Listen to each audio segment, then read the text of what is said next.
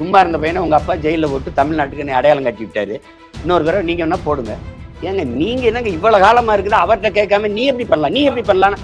யாரு தவறு செஞ்சாலும் பிரச்சனை இல்லை, நாங்க பேசினா தப்பாயிடும் உங்களுக்கு. இப்ப நாங்க நாங்க இருங்க கொஞ்சம் இருங்க, எங்க தப்புன்னு தெரியும். நாங்க அந்த மாதிரி அந்த நீங்க நீங்க பேசுறது ரொம்ப இதா இருக்கு. குறைந்த விலை நிறைந்த தரம், தங்கள் தேவைகள் அனைத்தும் ஒரே இடத்தில். ஜெயச்சந்திரன்.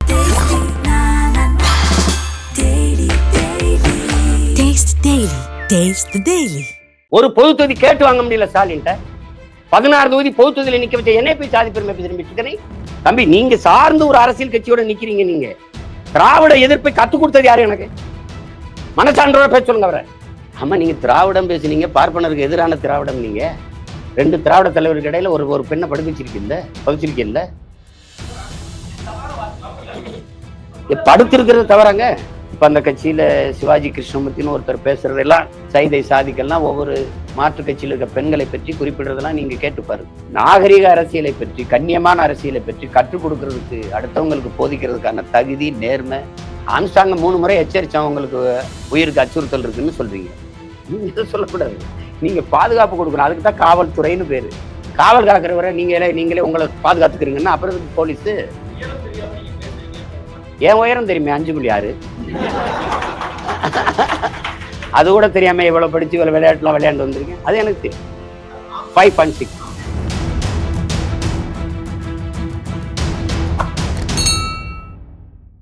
அந்த மேடையில துரைமுருகன் பாடின பாட்டு உண்மையிலே அவருக்கு தெரியாது. அந்த பாட்டு தெரியாது. அந்த பாட்டை அவர் நாம் பாடிதான் கேட்டிருக்கிறாரு. அந்த பாட்டுக்கு எங்களுக்கு எந்த சம்பந்தமும் இல்லை. அந்த பாட்டை இயற்றி அதை மெட்டமைத்து பாட வச்சு வெளியிட்டது அனைத்து இந்திய அண்ணா திராவிட முன்னேற்ற கழகம். அம்மையார் ஜெயலலிதா இருக்கும்போது பல நூற்றுக்கணக்கான மேடைகளில் அந்த பாடல் பாடப்பட்டிருக்கு. இதே கருத்து சொல்லப்பட்டிருக்கு.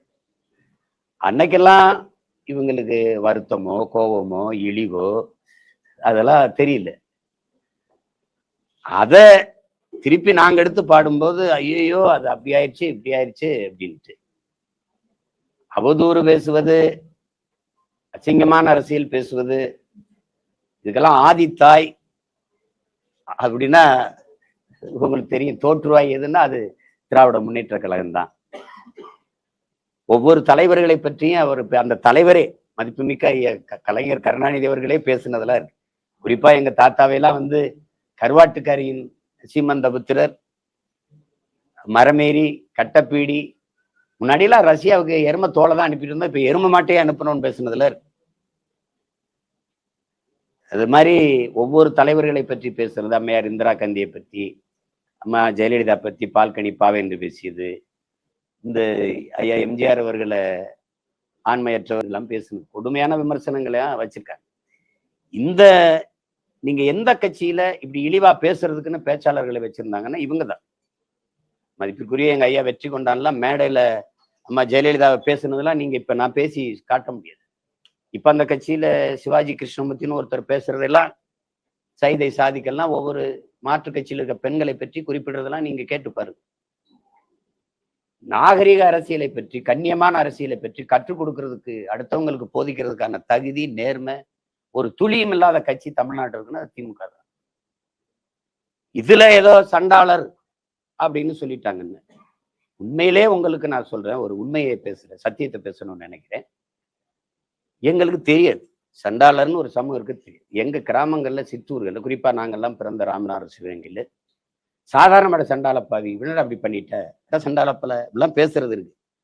நீங்க படங்கள்லயே நீங்க பாத்தீங்க, அடி சண்டாலி உன் பாசத்தாலேன்னு என் தம்பி அமீர் எடுத்த படத்துலயே பருத்திவரையிலே வருது. அப்புறம் தம்பி ஜீவபிராஸ் படத்துல சண்டாலி ஒண்ணுன்னு ஒரு பாட்டு வருது. அப்போலாம் இவங்க பேசல. பாஞ்சாலங்குறிச்சி நான் எடுக்கும்போது என்னுடைய பங்காளி வடிவேல் அவர்களை வச்சு ஒரு நகைச்சுவையில அட சண்டாலான்னு ஒரு வார்த்தையை பேசுவார். அப்ப எனக்கு தெரியாது, உண்மையிலே தெரியாது. படம் வெளியாகி ஓடும்போது எனக்கு கடிதம் வருது, இந்த மாதிரி எப்படி இது பண்ணி இப்படி சொல்லிட்டீங்க, உங்ககிட்ட அதை எதிர்பார்க்கல. அப்பதான் தெரியும், ஓ இந்த பேர்ல ஒரு சமூகம் இருக்கு போல இருக்கு அப்படின்னா. அப்ப நான் வருத்த கடிதம் இனிமே இந்த மாதிரி பயன்படுத்துறது இல்லை. அதுக்கப்புறம் நாங்க அதெல்லாம் பயன்படுத்துறது இல்லை. இவங்கதான் அதை சலுக்கர்கள், சண்டாளர்கள்ங்கிற வார்த்தையெல்லாம் அதிகமா பயன்படுத்தினது ஐயா கருணாநிதி அவர்கள் தான். சங்க இலக்கியங்கள்ல, மந்திரங்கள்ல ஏன் திருமூலர் வரைக்கும் சண்டாளருங்கிற வார்த்தையை பயன்படுத்திருக்க. கந்த சஷ்டி கவசத்திலே சண்டாளருங்கிற வார்த்தை. ஐயா கருணாநிதி அவர்கள் நீங்க பாருங்க, பாசப்பறவைகள் படத்தோட அந்த நீதிமன்ற இதுல அந்த சண்டாளருங்கிற வார்த்தையை இவர் பயன்படுத்திக்கிறார். இது அண்ணா நாமம் வாழ்க என்று கூறிக்கொண்டே அவருக்கு பட்டை நாமம் சாற்றுகிற சண்டாளத்தனத்தை தமிழகம் இனியும் பொறுத்து கொண்டிருக்கார். அவர் முதலமைச்சராக இருக்கும்போது சேது சமுத்திர திட்டத்துக்கு எதிராக அதிமுக கருத்து சொன்ன போது பதிவு செஞ்ச வார்த்தை. திருப்பி அதெல்லாம் கொடுத்தது யார்? எந்த சண்டாளர்கள் கெடுத்தார்கள்? அதையெல்லாம் கெடுத்தது யார்? இந்த சேது சமுத்திர திட்டத்தை அமைக்க விடாம அதையெல்லாம் கெடுத்தது யார்? எந்த சண்டாளர்கள் அதை கெடுத்தது? இது யார் ஐயா எழுதுனது? ஐயாவே எழுதுனது. நீங்க பாருங்க, கந்த சஷ்டி கவசம் முதல்ல அதை எழுதினவர் மேலதான் நீங்க நடவடிக்கை எடுக்கும். SC ST ஆக்ட் போடணும். இது பாருங்க, கனகபூசை கொள்ளும் காலியோடு அனைவரும் விட்டாங்காரரும் மிகுவள பேய்களும் தண்டியக்காரரும் சண்டாளர்களும் என் பெயர் சொல்லவும் இடிவிழும் தோடிட என்று கந்த சஷ்டி கவசத்துல வருது. இது ஒரு அர்த்தமற்றது. திடீர்னு எங்க சாதி வந்துருச்சுன்ட்டு இவ்வளவு காலமா வலிக்கல. மேல் பாதியில கோயிலுக்குள்ள போக விடாம பூட்டை பூட்டிட்டு சாவி எடுத்துட்டு போகும்போது உங்களுக்கு வலிக்கல. நீ எஸ்சி தானமான்னு பக்கத்துல இருக்க பெண்ணை கேட்கும்போது வலிக்கல. நாங்கெல்லாம் தாழ்த்தப்பட்டவர்களா, எங்களை வெளியே நிக்க வைக்கிறீங்கன்னு பெருமக்கள் பேசும்போதெல்லாம் உங்களுக்கு வலிக்கல. ஒரு நீதிபதி, தாழ்த்தப்பட்டவன் நீதிபதி ஆனது அவன் தகுதியால வரல, இவங்கதான் அவங்க நீதிபதி ஆக்குனாங்க என்று IRS பாரதி எல்லாம் பேசுனது இருக்குது. நாங்க போட்ட பிச்சைன்னு இதுல யாரு கேட்டது? நீங்க உட்கார்ந்துருக்க நாற்காலியெல்லாம் நாங்க போட்ட பிச்சைன்னு நீங்க யாரும் சொல்லலையே. திடீர்னு உங்களுக்கு இதயம் அப்படி காயப்பட்டுருது, புண்ணாய் போயிருது.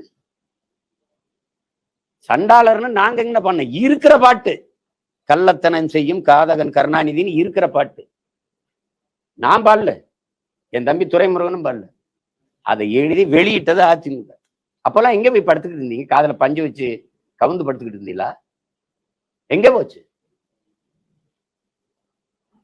ஏதோ அதிகாரத்தில் இருக்கிறவனா அப்படியே எங்களை அசிங்கப்படுத்திட்டு நீங்க பண்ண அக்கிரமமா, நீங்க இந்த உங்களுக்கு வாக்கு செலுத்தி வாழவும் வச்ச இந்த மண்ணுக்கும் மக்களுக்கும் செய்த துரோகங்கள் பட்டியலிட்டு பேசலாமா? யார் என் கூட வருது? அங்கிருந்தா வந்திருக்கேன். நான் புதுசா படிச்சுட்டு வர வேண்டியது இல்லை. நீங்க கத்துக் கொடுத்ததெல்லாம் வாங்க தர்க்கம் செய்வோம்.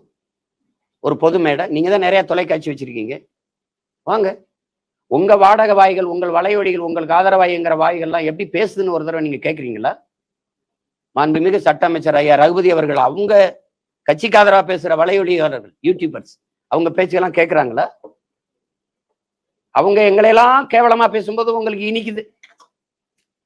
நாங்க பேசிட்டா அப்படியே நெஞ்செல்லாம் புண்ணாயிருது, காதல் அப்படியே ஈயத்த காட்சி ஊத்துற மாதிரி உங்களுக்கு ஆயிருது. எங்களை திட்டும்போது உங்களுக்கு தேன் வந்து பாயுது. எப்படி இது?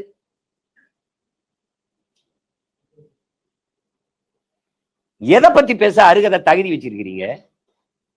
ஒரு திறந்த வெளியில ஒரு பொது விவாதம் வைங்கள. இத்தனை ஊடகவியாளர் கிடையாது, நான் ஒருத்தன் இல்ல, நான் கூட வேணாம், தம்பி தங்கச்சி தர்க்கம் பண்ணி வெல்லுங்களை பார்ப்போம். 3 ஆண்டுகளை நீங்க செஞ்ச ஒரு சாதனையை சொல்லுங்க பார்ப்போம். கொடுமை, ஒரே சாதனை. போன தடவை 500 கொடுத்தோம், இப்ப 2000 கொடுத்துருக்கோம் ஓட்டுக்கு. அதை விட்டா சண்டாளங்கிற வார்த்தையை என்ன நானும் துரைமுருகனும் கண்டுபிடிச்சு பேசுன மாதிரி பேசிட்டு இருக்கீங்க. இன்னும் எத்தனை இருக்கு பாருங்க. இங்க பாருங்க, திருமூலர் திருமந்திரம் இங்க இருக்கு. இது எங்க தாத்தா நாமக்கல் கவிஞர் பாருங்க, சங்கரர் காசியில் அங்கென்ன சொன்னார், சண்டாளர் பக்தனும் தங்குரு வென்றார் என்று நாமக்கல் கவிஞர் பண்ணிருக்காரு. திருமூலர் கூட கம்பராமாயணம் பாருங்க, ஆதலும் யாகம் செய்யும் தலைவனாக சண்டாளர் அனைத்தலும் தகாத செயல்கள் சண்டாளர். சங்க இலக்கியம் முழுமைக்கு சண்டாளர், பழைய படங்கள் முழுக்க உரையாடல் சண்டாளர். அவ்வளவு கஷ்டமா இருக்குன்னா நான் அந்த சமூகம் சார்ந்த மக்கள்கிட்ட நான் அன்பா வேண்டுறேன். சாணாரெல்லாம் நாடாரான மாதிரி, பல்லரெல்லாம் தேவேந்திரான மாதிரி, கல்லர் மரவரெல்லாம் அகமுடையெல்லாம் தேவரான மாதிரி இப்படி மாறி இருங்களேன், அவ்வளவுதானே. வேற பேர் வச்சிருவோம். சின்ன மேளம்னு இருந்தது இசை வேளாளர்னு ஐயா கருணாநிதி அவர்கள் அவர் வந்தபோது பேர் வச்ச மாதிரி நீங்க சொல்லுங்க, மச்சிருவோம். இல்லைன்னா நாங்க மாத்தி தர்றோம். எதுக்கு இவ்வளவு கஷ்டம்? இதெல்லாம் யார் தீ வச்சு கொடுத்துவீங்களா? திருமந்திரத்தை இல்ல கந்த சஷ்டி கவசத்தை இல்ல ஐயா கருணாநிதி முதல்ல அவர் மேல நடவடிக்கை எடுத்துட்டு எங்க மேல எடுங்க. ரொம்ப பாயிறீங்க, ரொம்ப துள்றீங்க. வாங்க ஐயா கருணாநிதி அவர்கள் செய்த தமிழ் இனத்துக்கு செய்த நன்மையையும் சொல்லுங்க, நானும் செய்யறேன். அவர் சொன்ன இதையும் சொல்றேன்.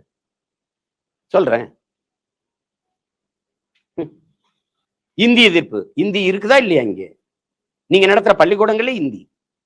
தமிழ் மீட்சி, வீழ்வது நாம இருந்தாலும் வாழ்வது தமிழா இருக்கும். வாழுதா? தமிழ் வீழுது, நீங்க வாழ்றீங்க. எங்க இருக்கு தமிழ்? தமிழகத்தின் தமிழ் தெருவில் தமிழ் இருக்குதா? இருக்குதா? தமிழ் படிச்சா வேலை இருக்கா? வாய்ப்பு இருக்கா? பேரு தமிழ்நாடு, தமிழனுக்கும் தமிழருக்கும் சுடுகாடு, தமிழுக்கும் தமிழனுக்கும் சுடுகாடு. என்ன வச்சிருக்கீங்க? நீர், தண்ணீர்கா? குடிக்க தண்ணி, படிக்க பள்ளிக்கூடம், பல்லாயிரக்கணக்கான பள்ளிக்கூடங்களை மூடிக்கிட்டு வரும்போது பல்லாயிரக்கணக்கான டாஸ்மார்க் திறந்துகிட்டு. குஜராத் ஆண்டு ஒன்றுக்கு 55,000 பால் விக்குது. அவன் மாநிலத்தில் இருக்கிற பால் விற்பனை அந்த இது அமுது இங்க வரைக்கும் பரவுது, விரிவடை செய்யறான். நீங்க 45,000 கோடிக்கு சாராயம் விற்கிறீங்க. சாராயம் வித்து வர்ற காசுல நாட்டுக்கு நல்லது செய்யறங்கிற நம்ம நீங்க இந்த நாட்டு மக்கள் நம்புறது எப்படி? அப்புறம் என்ன நன்மை இருக்குது? இத்தனை கொலைகளும் மிகுந்த போதையில தான் செய்யப்பட்டிருக்கு. நீங்க உங்க மனச்சான்ற சொல்லுங்க. தம்பி ஆம்ஸ்ட்ராங்க அவர் வீட்டு வாசல்ல வெட்டி 6 பேரும் மது போதை இல்லாமல் அல்லது இந்த போதைப் பொருளின் ஊக்கம் இல்லாமல் வெட்டி இருக்க முடியும். நீங்க நம்புறீங்களா? சொல்லுங்க, யாராவது சொல்லுங்க, நம்புறீங்களா? அவனை பார்த்தாலே பயந்துருப்பான். போதையில கிட்ட நெருங்கி இருக்க முடியாது. இத்தனை கொலைகளும் போதையால தான். எப்படி சட்டம் இருக்கும், ஒழுங்கு இருக்கும்?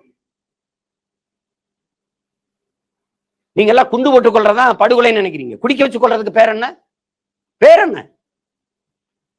ஒரு அரசு சொல்லுது விக்கிரவாண்டி தேர்தல 6 பேர் கள்ளச்சாரம் கொடுத்து விழுந்துட்டான், ஆனா ஆஸ்பத்திரி சேர்த்துட்டு சொல்லுது புதுச்சேரியில இருந்து வந்துருச்சு. நீங்க போயிட்டு புதுச்சேரியில இருந்து வாங்க, எத்தனை தடவை சோதிக்கிறான் வண்டியை நிறுத்தின்னு. அத்தனை சோதிச்சு அங்க இருந்து மதுப்பாட்டில் இங்க வரக்கூடாது தடுக்கிறவன் சாராய போட்டத்தை அப்படி உள்ள விட்டான். யாருக்கு தெரியாம வந்துருச்சா? இதை சொல்றதுக்கு வெக்கமா தோத்து போச்சா அரசு? என்னமா ஒண்ணு நாங்க அப்படியாக இப்படியாக அப்படி செய்யும் தான் சொல்றேன். புதுசா என்ன ஜெயிலுக்கு போறேன்னா? சும்மா இருந்த பையனை உங்க அப்பா ஜெயில போட்டு தமிழ்நாட்டுக்கு என்னை அடையாளம் கட்டி விட்டாரு. இன்னொரு தடவை நீங்க என்ன போடுங்க, எனக்கு ஒண்ணும் இல்லை, ஒரு வேலையும் இல்லை. உள்ள போய் நல்லா படிச்சு குறிப்பெடுத்துட்டு வந்து மறுபடியும் உங்களை தான் வச்சு செய்வேன்.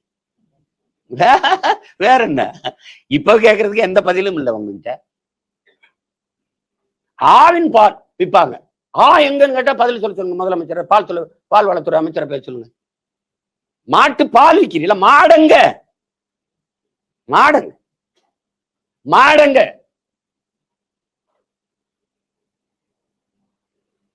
இது ஒரு அரசு, இதுக்கு வந்து ஆதரவு, அதுக்கு ஒரு அப்பப்ப தேர்தல், கேவலம்.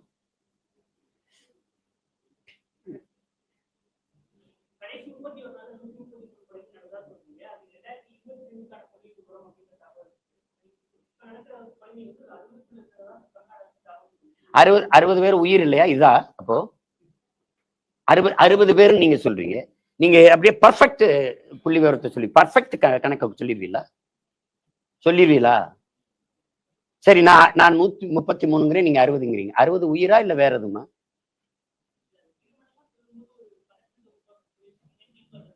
அறுபது பேர் சாகும்போது ஒருத்தன் சாகும்போது தடுக்காம 60 பேர் சாகிற வரைக்கும் என்ன பண்ணிட்டு இருந்தீங்க? பல்லாங்கு விளையாடிட்டு இருந்தீங்களா? இல்ல கபடி விளையாடிட்டு இருந்தீங்களா? இல்ல கைப்பந்து விளையாடிட்டு இருந்தீங்க? என்ன பண்ணிட்டு இருந்தீங்க சொல்லுங்க. 60 பேர் தாங்க செத்துருக்கான். அப்படியே அதுல ஒருத்தன் உங்க வீட்டுல இருந்து செத்தா ஓகேவா? எப்படி தம்பி? ஆம்ஸ்ட்ராங்க 3 முறை எச்சரிச்சான் உங்களுக்கு உயிருக்கு அச்சுறுத்தல் இருக்குன்னு சொல்றீங்க. என்னை கூட தான் என் கட்சிக்காரங்க பூரா சொல்றாங்க, வெளிநாடு இருக்கிற உறவினராக சொல்றாங்க, பாதுகாப்பா இருங்க, உடல்நலத்தை கவனிங்க, கொஞ்சம் பாதுகாப்பா இருங்க, அண்ணன் பாதுகாப்பை பலப்படுத்துங்க. இது எச்சரிக்கை. காவல்துறை வந்து உங்க உயிருக்கு அச்சுறுத்தல் இருக்கு, எச்சரிக்கையா இருங்கன்னா நீங்க சொல்லக்கூடாது. நீங்க பாதுகாப்பு கொடுக்கணும். அதுக்கு தான் காவல்துறைன்னு பேரு.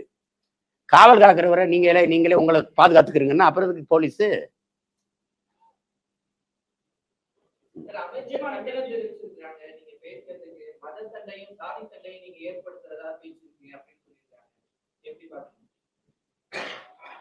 நான் எங்க அண்ணன் கவுண்டமணி பங்காளி வடிவேல் நகைச்சுவை போல பாக்குறேன்.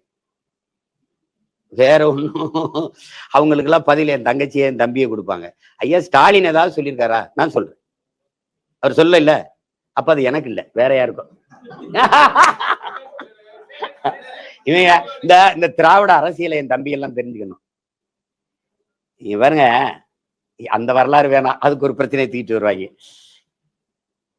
எங்க ஐயா அன்புமணி வந்து ஸ்டாலினுக்கு அவர்களுக்கு விவசாயத்தை பத்தி என்ன தெரியும்னு கேட்கிறாரு. இதுக்கு பதில் யாரு சொல்லணும்? கேள்வி யாருக்கு? எங்க ஐயா ஸ்டாலினுக்கு.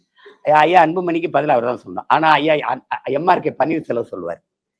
ஐயா விஜயகாந்த் வந்து ஐயா கருணாநிதிக்கு ஏதாவது கேள்வி எழுப்புனா அவர் தானே சொல்லணும். உங்களுக்கு கேள்வி வச்சா நீங்க தானே பதில் எழுதணும். வேற ஆள் உங்களுக்கு பதில் எழுதுனா மால் பிராக்டிஸ் ஆயிரும். ஆனா ஆற்காடு வீராசாமி ஐயா தான் சொல்லுவார். எங்க அண்ணன் திருமாவளவன் ஏதாவது திமுக எதிராக கேள்வி கேட்டா அந்த கட்சியில இருக்கிற ஒருத்தர் இல்லாம காங்கிரஸ்ல இருக்க அம்மா யசோதாவை வச்சு பேச விடுவாங்க. அது மாதிரி இத்தனை பேர் இருக்கும்போது நான் கேட்டது உங்ககிட்ட, பேசுனது உங்க அப்பாவை பத்தி. ஒண்ணு உங்க அப்பாவை பத்தி எப்படி பேசுவா சீமா நீங்க கேட்கணும், இல்ல உங்க மகன் அவரு பேரம் பேசணும். அதை விட்டுட்டு சம்பந்தம் இல்லாத ஒருத்தர் அவங்க கருணாநிதி மகளா இல்ல மருமகளா? எதுக்கு என்கிட்ட பதில்? நீங்க எதுக்கு குறுக்க பாயிறீங்க?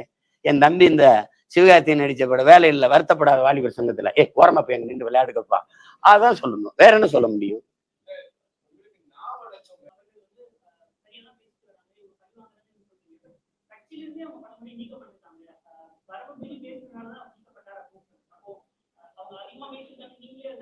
அப்படி இல்லை.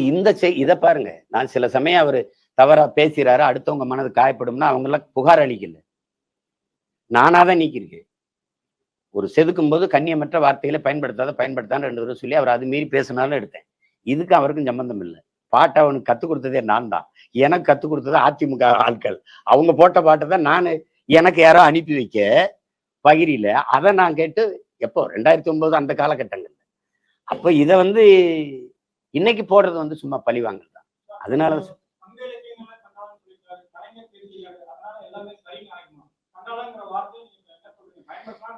இப்ப சரின்னு ஆயிருமா? இல்ல நாங்க பேசுனதுனால மட்டும் தவறுன்னு ஆயிருமா? நான் கேக்குறேன்.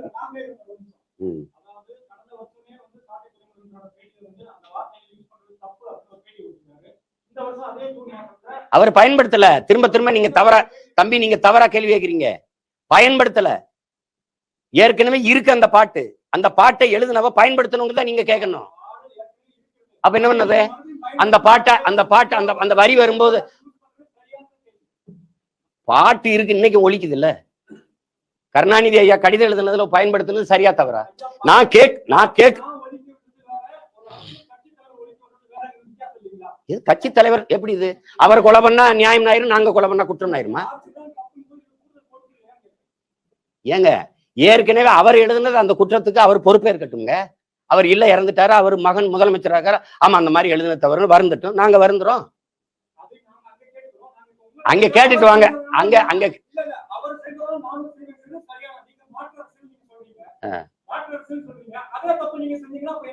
அவர் அந்த தப்பு செஞ்சது நீங்க இதுவரை கேட்கவே இல்லையே. நாங்க பேசுனாலதானே நீங்க நாங்க அதை அப்புறம் முதல்ல கேட்டுட்டு வாங்க.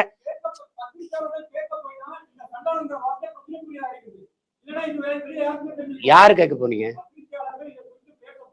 எங்க பேசுனீங்க? நீங்க எங்க பேசுனீங்க?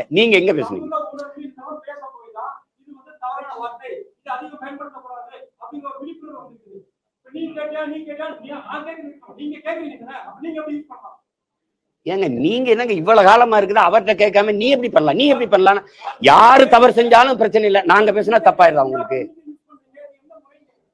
நீங்க எல்லாம் ஏன் பயன்படுத்தினீங்க நான் கேட்கிறேன். இப்ப நாங்க கொஞ்சம் இருங்க. எங்க தப்புன்னு தெரியும். நாங்க அந்த மாதிரி நீங்க இது பேசுறது ரொம்ப இதா இருக்கு. நீங்க அந்த பாடலை ஒருத்தர் திரும்பி ஒரு தடவை பாடுறாரு, அது எப்படி நீங்க பயன்படுத்தலாம்னா எப்படி? அந்த பாடலை திருப்பி பாடுறதுல என்னங்க முறைகள் எல்லாம் கேக்குறீங்க நீங்க? அதை சொல்லுங்க. அவர்கிட்ட போய் கேளுங்க, ஏன் எழுதி வெளியிட்டீங்க, நீங்க ஏன் எழுதுனீங்க கேளுங்க. முதல்ல எழுதுனது ஐயா கருணாநிதி அவர்கள் பல முறை சலுக்கர்கள் சண்டாளர்கள்லாம் பேசியிருக்கிறாரு. அதை கேட்டுட்டு வாங்க. நீங்க அப்புறம் கேட்குறீங்க, இப்ப கேளுங்க, அப்புறம் மறுபடியும் என்கிட்ட கேளுங்க. வேற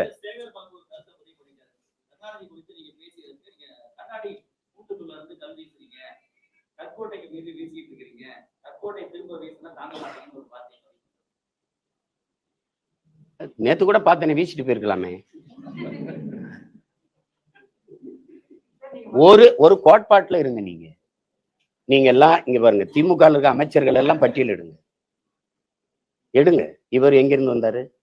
ஐயா ராஜகண்ணப்ப, KKSS சார், ரகுபதி, ஏவாவேலு, எல்லாரையும் எடுத்து பாருங்க. தம்பி செந்தில் பாலாஜி அங்க பதவியில் இருக்கும்போது அங்க இருக்கிறது அங்க வேற பேசுறது, இங்க பதவியில் இருக்கும்போது இங்க வர்றது இங்க பேசுறது. அப்ப எப்படி? எங்க நல்ல சாப்பாடு கிடைக்குமோ அங்க நாக்கு தொங்க போட்டு ஓடனா எப்படி?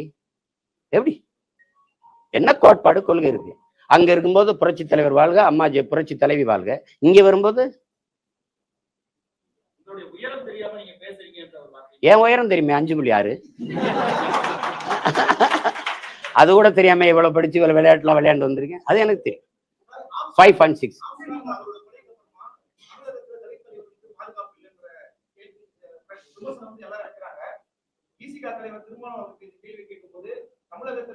சாதி பெருமை குடிப்பெருமை பிரச்சாரமே தனிப்பட்ட ஒரு அரசு எல்லா கட்சியும்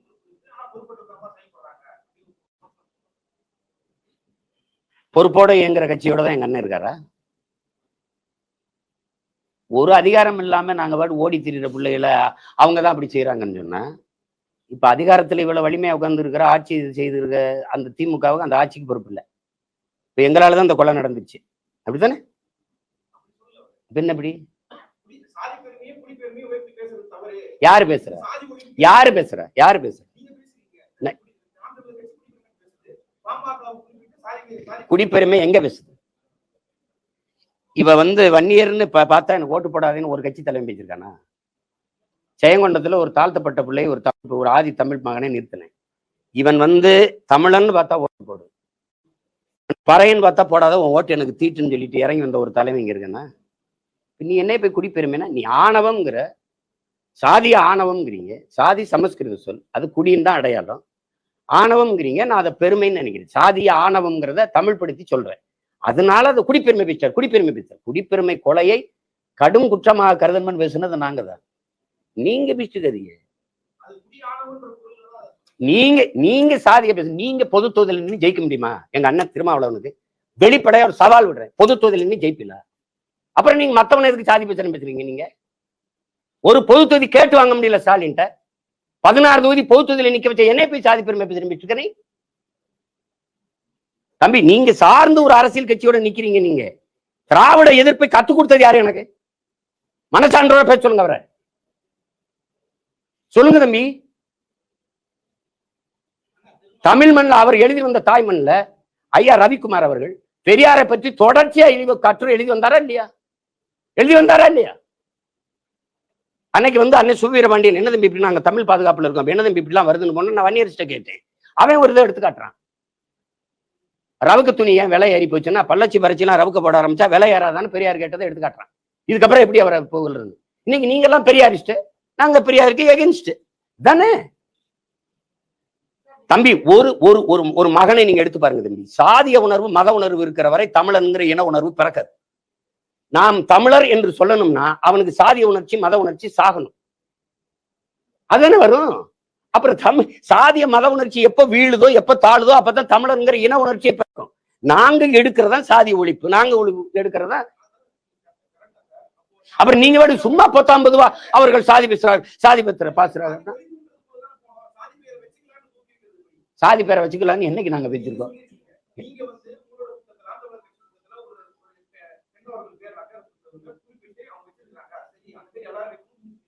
எல்லாரும் வைக்கணும் பேசல, எல்லாரும் வைக்கணும்னு சொன்ன நீங்க எடுத்துக்காட்டுங்க. இங்க வாங்க தம்பி. ஒண்ணும் இல்ல, ரோஷினி நாடாருன்னு போட்டிருக்கான். அவ போட்டவ என்ன சொல்றா, நீங்க ஏன் போட்டிருக்கீன்னு கேட்டதுக்கு, என்னுடைய அவங்க அப்பா பணம் ஏறல, ஆனா அவங்க பரம்பரை ஏறிச்சு. அவ சொல்றா என்னுடைய வேர் எங்க இருக்குன்னு எனக்கு தெரியணுங்கிறதுக்காக நான் வச்சிருக்கேன். அதான் பண்ண நீங்க எல்லாரும் போட்டுக்கணும்னு சொல்லியே அப்படியே.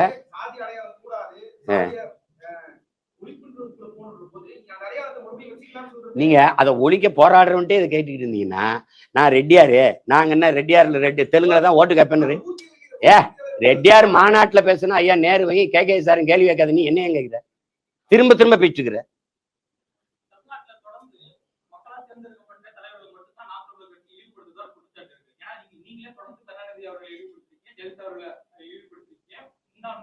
ஜெகத் யாரு? ஜெகத் யாரு? ஆட்சியாளர்கள் செய்யற தவறை சுட்டி காட்டக்கூடாதுன்னு இல்லையா? அந்த இழிவு என்ன? அந்த இழிவு என்ன சொல்லுங்க? அதாங்க அந்த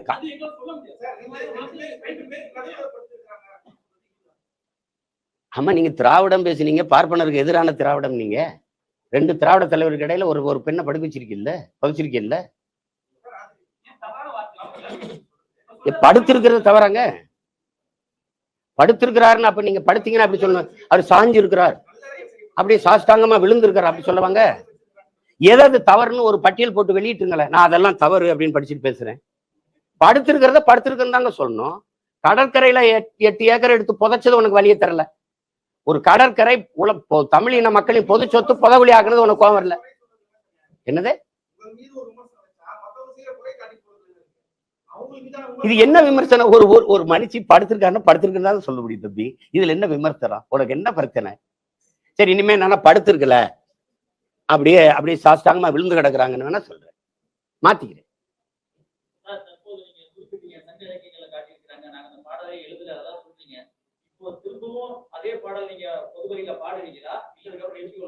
பாடுவேன். சரி, நிறைய பேர் நீ கூட போனேன், ஒரு தடவை பாடி காட்டிட்டு போனாரு ஒருத்தர், பாடிட்டு தான் இருந்தேன்.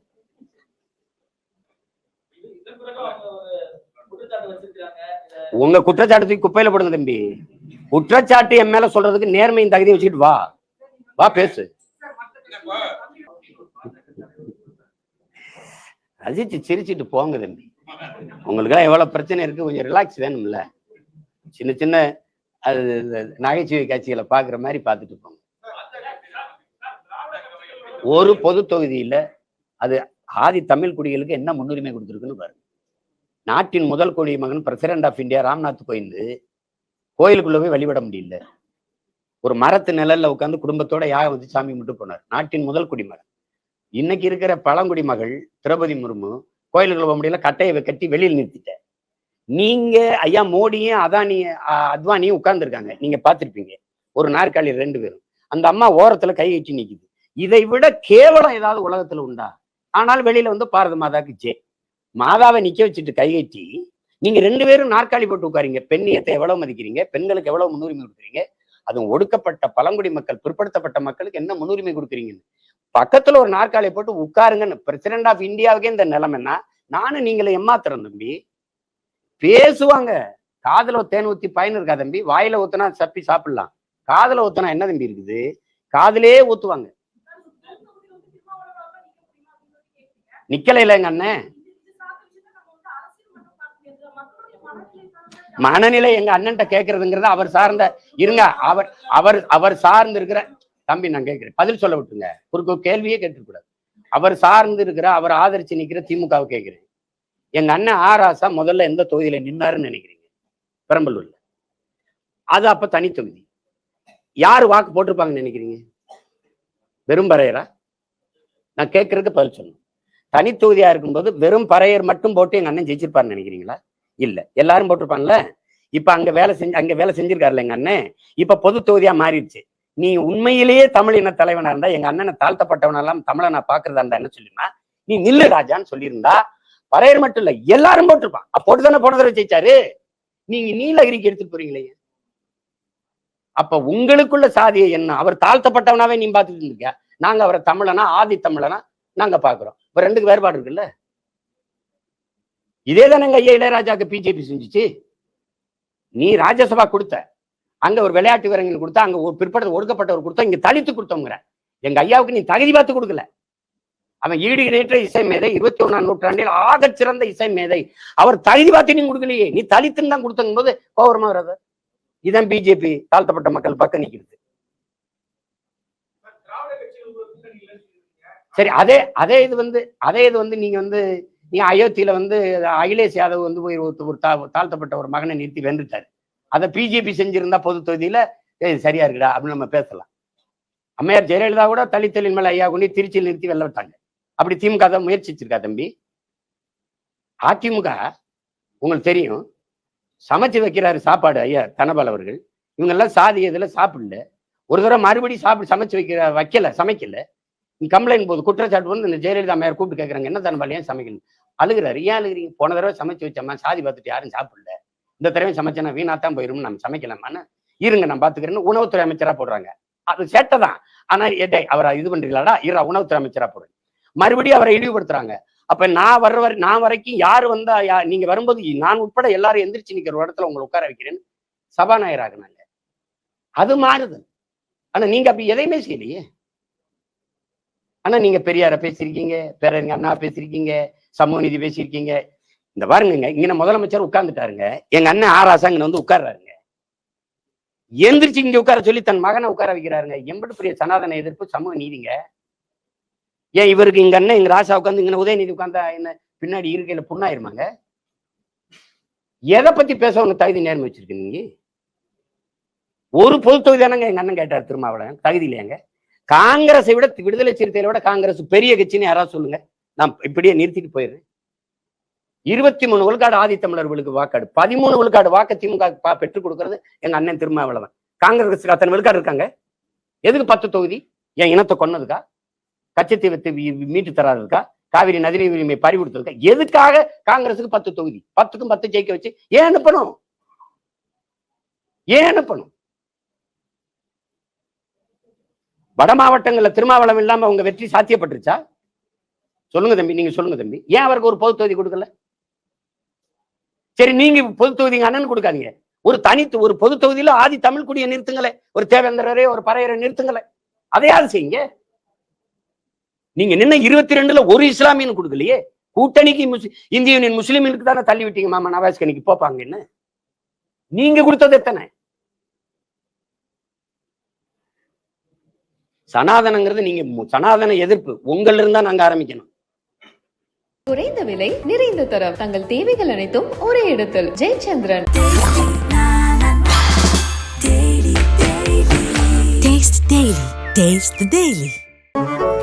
மின்னம்பலம்.com தமிழின் முதல் மொபைல் பத்திரிகை.